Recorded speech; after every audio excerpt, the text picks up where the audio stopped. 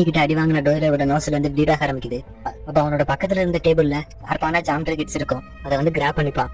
பாக்கி அவனை கண்டுக்கிடாம பக்கத்துல இருந்த விண்டோ ஓபன் பண்ணி அந்த கிளாஸை விட்டு எஸ்கேப் ஆகுறான். பாக்கி அந்த இடத்துல இருந்து தப்பிச்சு கொஞ்சம் தூரம் ஓடி வந்த பிறகு நான் எப்படிப்பட்டவன் ஸ்கூல்ல உள்ளவங்களுக்கு தெரிஞ்ச என்ன ஆகுறது அப்படின்னு மாதிரி யோசிச்சுட்டு இருப்பான். நம்ம கிளாஸுக்கு போனா பிரச்சனை தான் வரும் அப்படின்னு நடந்து போயிட்டு இருக்கும்போது வழியில தான் அவருக்கு ஒரு செடி வெறிட்டு இருப்பாரு.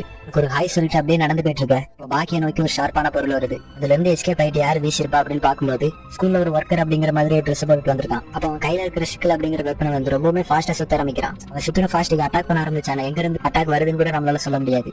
பாக்கியோட காலை நோக்கி ஒரு சிக்கல விஷயம் இடத்துல இருந்து ஜம்ப் பண்ணி தப்பிச்சலாம் பார்த்தா தலையை நோக்கி நெக்ஸ்ட் சிக்கல் வர ஆரம்பிக்குது. இதுல இருந்து தப்பிச்சுட்டேப்பா பொழைச்சா அப்படின்னு இருக்கும்போது நெக்ஸ்ட் மிஷன் முடியாதுன்னு தப்பிச்சு வந்திருப்பான். அதுல ஒரு சிக்கலை நம்ம பாக்கி கிட்ட கொடுத்துட்டு மீனிங் இருக்கிற சிக்கலை வச்சு ஃபர்ஸ்ட் இருந்ததை விட ஃபாஸ்டாவும் வித்தியாசமான டெக்னிக் யூஸ் பண்ண ஆரம்பிக்கிறான். இவன் நமக்கு அட்வான்டேஜா இருக்குன்னு இந்த சிக்கலை தந்தானா இல்ல அவனுக்கு அட்வான்டேஜா இருக்குன்னு கல்வி போட்டானா இந்த மாதிரியான ஒரு யோசனைக்கு நம்ம பாக்கி தள்ளப்படுறோம். ஏன்னா அந்த அளவுக்கு ஒரே ஒரு சிக்கலை பயங்கரமா யூஸ் பண்ண ஆரம்பிக்கிறான். கடைசியில பார்த்தா நம்ம பாக்கியோட பாடியை ரீச் பண்ண மாதிரி இருக்கும். ஆனா அது அவனோட ஷாட் மட்டும்தான். அப்பதான் எனாகிய யாரை கூப்பிடுறாங்க. கூப்பிட்டது மட்டும் இல்லாம சுடு தண்ணி அப்படின்னு சொல்லி ஒரு பாட்டு வீசாங்க. எனாகி அதை பிடிச்சிட்டு ஃபர்ஸ்ட் பயப்பட ஆரம்பிக்கிறான். பட் லாஸ்ட் பாட்டு அது வந்து வெறும் நார்மலான வாட்டர் தான். ஷிபுகாவா தான் எனாகியா ஃபுல் பண்ணிருப்பாரு. எனாகி கோவத்துல ஷிபுகாவா அடிக்க போக ஷிபுகாவா அவனோட சிமிலே அடிச்சு தடுக்கப்படுறாரு. உடனே எனாகிய பத்தின ஒரு விஷயம் சொல்ல ஆரம்பிக்கிறாங்க.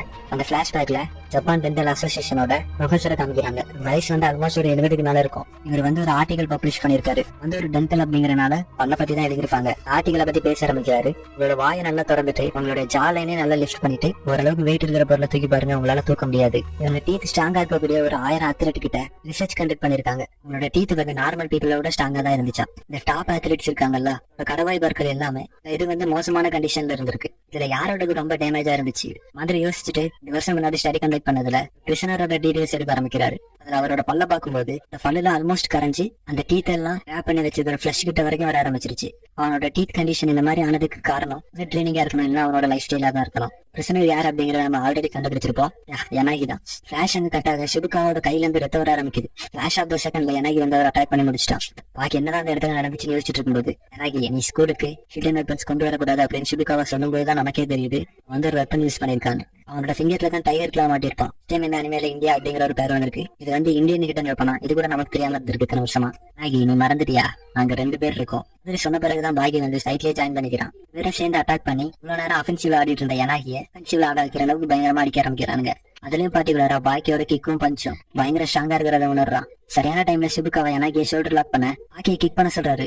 பாக்கி வந்து ஒரு செகண்ட் யோசிச்சிருவான். டைமிங் யூஸ் பண்ண எனாகியோட ஃபேஸ்லயே ஒரு கிக்கு கொடுக்குறான். அந்த பாக்கி கிட்ட ஷிபுகாவா எனாகிய பத்தி சொல்ல ஆரம்பிக்கிறாரு. கிட்ட வந்து கொஞ்சம் ஜாக்கிரதையாவே இரு. அவன் வந்து மத்தவங்களே மாதிரி இல்லாம நிறைய வெப்பன்ஸ் யூஸ் பண்ணுவான். ரொம்பவே முக்கியமானது வந்து ஹிடன் டெக்னிக்ஸா யூஸ் பண்ணுவான். அவன் யூஸ் பண்ற டெக்னிக்ஸ் கிட்ட மட்டும்தான் நீங்க ரொம்பவுமே ஜாக்கிரதையா இருக்கணும். ஏன்னா இந்த வேர்ல்ட்லயே மோஸ்ட் பாய்சனஸ் கேஸ் எது அப்படின்னு சொல்லிட்டு பாக்கியை நோக்கி நடந்து வர ஆரம்பிக்கிறான்.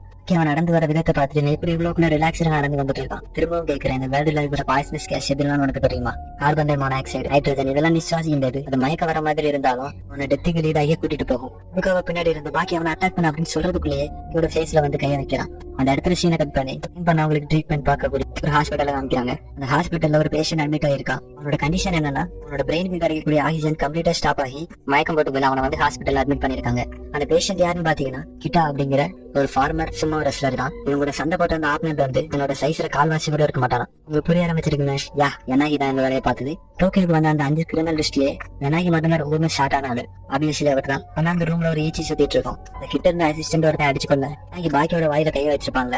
அதே மாதிரி இவனோட ஃபேஸ்லயே கை வச்சுதான் இமேஜின் பண்றான். அப்சல்யூட்லி இதுக்கு முன்னாடி வச்சு தான். இப்போ அவன் ரொம்பவே பயந்துருக்கிறனால சவுண்ட் கேட்ட உடனே அவனுக்கு வந்து அவனோட ஃபேஸ்ல மறுபடியும் கையை வச்ச மாதிரி இமேஜின் பண்ண ஆரம்பிக்கிறான். அவன் பயத்துல அழுறத பார்த்த டாக்டர் வந்து ரொம்பவுமே ஆச்சரியப்படுறாரு.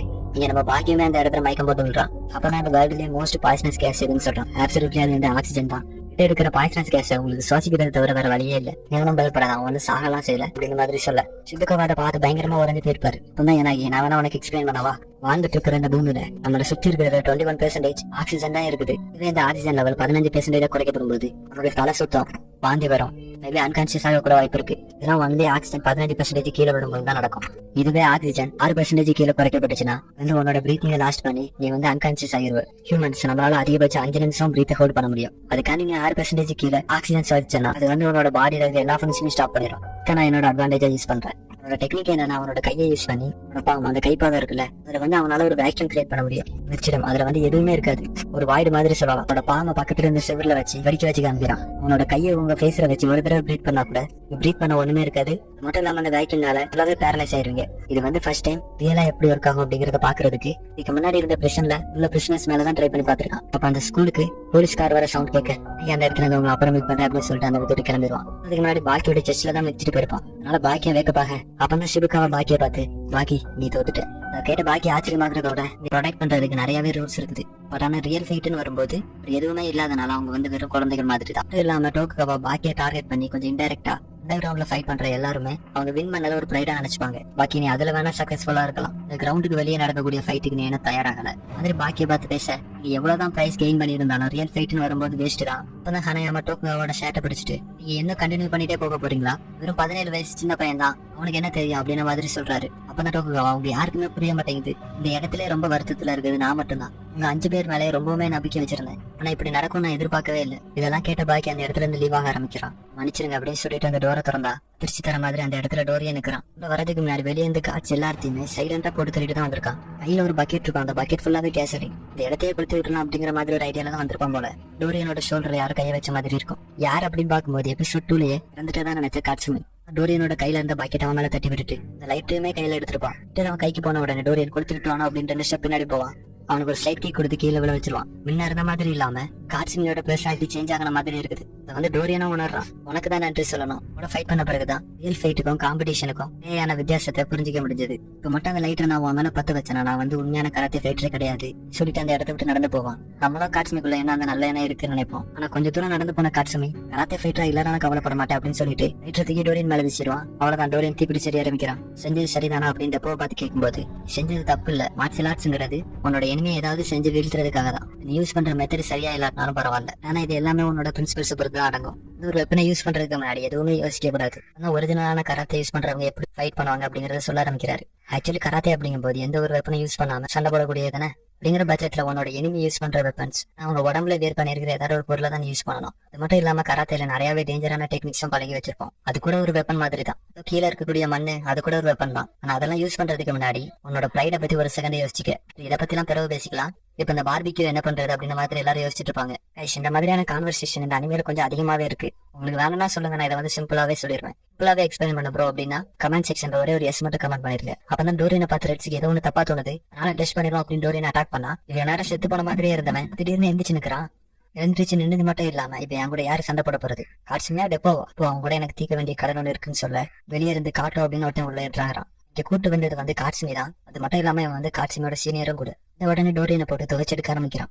டெப்போவோட ஹேண்ட் அப்படி ஆனதுக்கு காரணமா டோரியனா ஒரு ஸ்லைட் கிக் கூட அதுல இருந்து ஈஸியா எஸ்கேப் ஆனது மட்டும் இல்லாம என் பீப்புள் பேசிட்டு இருக்கும்போது கேட்க மாட்டேங்கிற அப்படின்னு சொல்லிட்டு என்னோட காதையை வெட்டி எடுத்துருவான். பார்த்த டெப்போ கொஞ்சம் ஆச்சரியப்பட இங்க கவலைப்படுற அளவுக்கு இது ஒன்றும் அந்த அளவுக்கு பெரிய விஷயம் இல்ல, வந்து வெறும் ஃபிஷிங் ஒயர் தான். பெஸ்டா எப்படி யூஸ் பண்ணணும்னு தெரிஞ்சுக்கிட்டா காது மட்டும் இல்ல நோசை கூட கட் பண்ணலாம். உங்களுக்கு தெரியுமா, ஃபிஷிங் பண்றது ரொம்பவே பிடிக்கும், அதனால இது என்னோட பாக்கெட்ல இருக்கிறது ஆச்சரியப்படுற அளவுக்கு பெரிய விஷயம் இல்ல அப்படின்ற மாதிரி சொல்லுவான். அதை கேட்ட டெப்போ காட்சினியை பார்த்து உண்மையாவே இவனை உன்னோட சீனியரா நினைக்கிறியா என்ன மாதிரி கேட்க நீ எந்த ஒரு ஹெசிடேஷனும் இல்லாம காட்டு அவனோட ப்ரைட் எல்லாத்தையுமே தூக்கி எறிஞ்சிட்டு என்ன பண்ணணும்னு நினைச்சானோ அதுதான் பண்ணான். உன்னோட ஃபைட்டிங் ஸ்டைல் வந்து உங்களை விட பெட்டரா இருக்குது அப்படின்னு சொன்ன பிறகுதான் டெப்போ இவங்களுக்கு உண்மையான கராத்தே எப்படி இருக்குன்னு காமிச்சாதான் புரியும். அதனால அங்க அடிபட்டு இருக்கிற டோரியனை போட்டு வெடிக்க ஆரம்பிக்கிறாரு. காட்சிமி காட்டோவை சுத்தி ஒரு இன்விசிபிளான ஒயர் இருக்கிறது உணர்றாங்க. இந்த டோரியன் எப்போ அவங்களை சுத்தி போட்டான்னு தெரியல, ஆனா அந்த ஒயர் இதுக்கு முன்னாடி பாக்கி பார்த்தது இல்ல. ஆனா இதை பாத்துட்டு தானே பியானோ ஒயர் அப்படின்ற மாதிரி வச்சுட்டு இருக்கான். டோரியன் என்ன கொஞ்ச நேரம் போன அவங்க 2 பேரையும் கட் பண்ணி எடுத்துருவோம் போல. கரெக்டா அந்த ஒயரை ஸ்ட்ரென்தன் பண்ணி அவங்க 2 பேரையும் ஸ்லைஸ் ஆக ட்ரை பண்ண டெப்போ அந்த ஸ்ட்ராங்கான ஒயரை வெறும் பேர் ஹேண்டாலேயே இதுண்டாக்கிறாரு. டோரியன் சொல்லியிருப்பான் இது வந்து $1 மீட்டர் $100 இருக்கும். இல்லாம இருக்கிறதுலே ஸ்ட்ராங்கான தின்னான ஒயரே இதுதான். அதை வந்து எப்போ ஈஸியாக 2 துண்டாக்கிடுவாரு. பார்த்து டோரியனால நம்பவே முடியல. இப்போ உங்களுக்கு கராத்தேயோட ட்ரூ எசன்ஸ் புரிஞ்சிருக்கும்னு நினைக்கிறேன். அதனால வெறும் ஒரே நாள்ல இந்த மாதிரியான ஸ்ட்ரென்த்தை அச்சீவ் பண்ண முடியாது. வந்து ஹெவி ட்ரைனிங் நீங்க வந்து டே ஆஃப்டர் டே கொடுத்துக்கிட்டே இருக்கணும், உங்களோட கை வந்து ஒரு ரியல் வெப்பன் ஆகிற வரைக்கும். பார்த்து காட்சிமே காட்டும் வாயை பிறந்துட்டு இருப்பானுங்க. வாயை பழக்க மட்டும் தான் முடியும். கராத்தே அப்படிங்கிறது வந்து வெறும் ஹேண்ட் தூங்க லெக் யூஸ் பண்றது மட்டும்தான். சைட்ல இருக்கிற எந்த ஒரு வெப்பனும் யூஸ் பண்ணணும்னு அவசியமே இல்லை. மாதிரி அவங்களுக்கு எது உண்மையான கராத்தேன்னு புரிய வைக்க டோரியன் திடீர்னு ஒரு மாதிரி வியர்டா ரியாக்ட் பண்ண ஆரம்பிக்கிறான். இதை சொன்னா நம்பவே மாட்டீங்க, அவனோட வாய்க்குள்ள இருந்து ஒரு கிரனேடை வெளியே எடுக்கிறான். கிரனேட் வெடிச்செடுத்த போலீஸ் எல்லாரும் வந்து பாத்துட்டு இருக்காங்க. டோக்குகாவா சொல்றாரு பெண் வெளியே எடுத்து கிரனேட் வெடிக்கிறதுக்குள்ள யாரும் என்ன எழுத்து வெளியே போட்ட மாதிரி இருந்துச்சு, நீங்க எங்க சேஃபா இருக்கீங்க, உங்க கூட ஒரு 4-5 பேர் இருந்தாங்களே அவங்க எல்லாம் எங்க போனாங்க அப்படின்னு கேட்கும்போது கொஸ்டின் நானும் கேட்கறேன், என்ன தூக்கி போட்டு அவங்க எல்லாம் எங்க போனானுங்க. அப்ப டோரியன் அடிப்பட்ட நிலைமையோட அந்த இடத்துல இருந்து தப்பிச்சு நடந்து போயிட்டு இருக்கிறான். ஸ்ட்ரீட்ல ஒரு வழி மாதிரி பிரியும். ட்ரைனேஜ் கிளீன் பண்றதுக்கு ஒரு ஸ்டீல் மாதிரி வச்சு மூடி வச்சிருப்பாங்கல்ல, அதை திறந்துட்டுக்குள்ள குதிக்க ஆரம்பிக்கிறான். ஆனா கம்மியா இருக்கும் பார்த்தா தூக்கிட்டே இருக்குது. வீட கீழே போன டோரியன் சைடு இருக்கிற கிரிப் யூஸ் பண்ணி சேஃபா கீழே லேண்ட் ஆகுறான். இதை பார்க்கும்போதே தெரியுது இங்க ஏதாவது ஹைட் அவுட் இருக்கும் போல. எதிர்பார்த்த மாதிரி அந்த இடத்துல ஒரு ஹைட் அவுட் இருக்குது. இந்த ஹைட் அவுட்டுக்கு வந்த பிறகு ஃபர்ஸ்ட் அவனோட காயத்துக்கு தான் மருந்து வைக்க ஆரம்பிக்கிறான். இங்க யாரும் வந்திருக்காங்க அப்படிங்கறது சென்ஸும் பண்றான். யார் அப்படின்னு பார்க்கும்போது கோட்டை மட்டும் தான் தனியா வந்திருக்கான். அப்படின்னா டோரியன் உன்னால மட்டும் தனியா என்ன வின் பண்ண முடியாதுன்னு சொல்ல கோட்டை கொஞ்சம் கோவப்பட்டாலும் உன்னோட ஹைட் அவுட்டா பாக்குறதுக்கு நீட்டா இருக்கு அப்படின்னு சொல்லுவான்.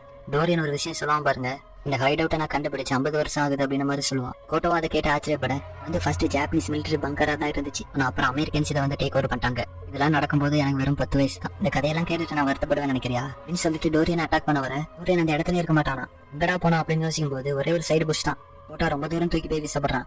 சைனீஸ் மார்ஷல் ஆர்ட்ஸ் தானே இப்படி அவனுக்கு தெரியும் யோசிச்சுட்டு இருக்கும்போது இருந்த பாட்டில் எல்லாத்தையுமே கீழே உடச்சு போட்டுட்டு உன்னோட 2 கையுமே கிரீஸ்ல முக்கி எடுத்துப்பான். ஏன் மாட்டிக்கிட்டே பாங்க அப்படின்னு மாதிரி சொல்லிட்டு கீழே உடஞ்சு கிடந்த பாட்டில் பீசஸ் எல்லாம் கிரீஸ்ல ஒட்டி அந்த படம் தயாராகிறான்.